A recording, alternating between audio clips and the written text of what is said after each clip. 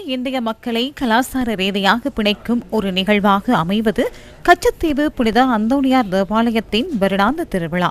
கச்சத்தீவு புனித அந்தோணியார் தேவாலய வருடாந்த திருவிழா நேற்று பிற்பகல் கொடியேற்றத்துடன் இனிதே ஆரம்பமானது. கச்சத்தீவு புனித அந்தோணியார் ஆலய வருடாந்த திருவிழாவில் திருச்செபமாலையினை அடுத்து கூட்டு திருப்பலி இன்று காலை சிவகங்கை மறை மாவட்ட ஆயர் பேரரு தந்தை லூர்து ஆனந்த மாண்டகை, யாழ் மாவட்ட குறுமுதல்வர் அருட்தந்தை ஜோசப்தாஸ் ஜெபரத்னம் அடிகளார் ஆகியோர் தலைமையில் ஒப்புக் கொடுக்கப்பட்டது.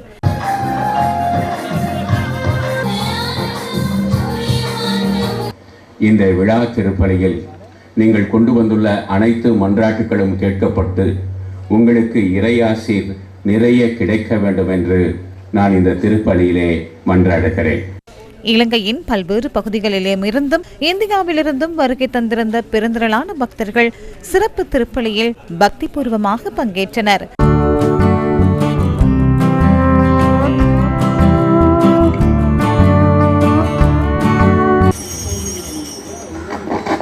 உங்களுக்காகவும் பலருக்காகவும் சிந்தப்படும் இதை என் நினைவாக செய்யுங்கள். என்றும் மனநிறைவு அடைவோம் என எங்கள் ஆண்டவராகிய இயேசு கிறிஸ்து வழியாக எதிர்நோக்கி இருக்கிறோம். இவர் வழியாகவே நீர் உலகிற்கு எல்லா நன்மைகளையும் வழங்குகின்றீர்.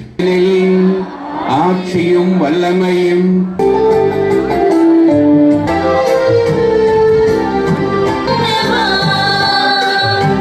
திருவிழாவில் யாழ்ப்பாணத்திற்கான இந்திய துணை தூதுவர் சிவிதி சாய் முரளி, கடற்றொழில் அமைச்சர் ராமலிங்கம் சந்திரசேகர், கடற்படை தளபதி வைஸ் அட்மிரல் காஞ்சன பானுகுட, யாழ் மாவட்ட பதில் அரசாங்க அதிபர், இலங்கை மற்றும் தமிழகத்தைச் சேர்ந்த அருட்சகோதரர்கள் அருட்சகோதரிகள் உள்ளிட்ட பலரும் பங்கேற்றிருந்தனர்.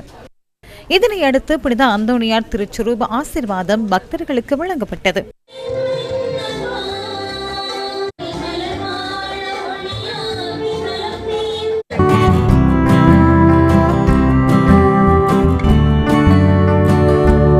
இதுக்கு இந்த வருஷம் தான் நான் முதல்ல வரேன். உண்மையாகவே மனதுக்கு அமைதியும் சாந்தியும் நிம்மதியும் சந்தோஷமும் கிடைச்சிருக்கு. ஏற்கனவே 2 நேரம் வந்திருக்கோம், இதுதான் இப்போ வந்திருக்கோம். நல்ல உணர்வுகளோட இலங்கை மக்கள்கிட்ட நல்லா பேசிட்டு நல்ல சந்தோஷமாக எல்லாம் என்ஜாய் பண்ணிட்டு கிளம்புறோம். 2007 இந்த இடத்துக்கு வரணும்னு ஆசைப்பட்டுட்டு இருந்தோம்.